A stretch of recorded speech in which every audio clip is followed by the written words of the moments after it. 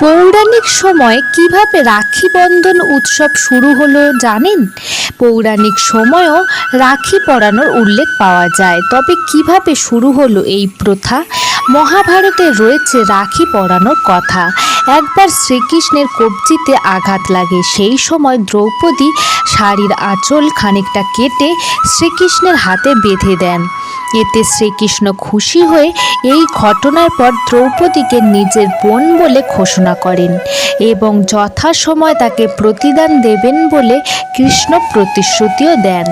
বহু বছর পর পাণ্ডবরা পাশা খেলায় হেরে যাওয়ায় কৌরবরা দ্রৌপদীকে অপমান করেন এবং তার বস্ত্র হরণ করে।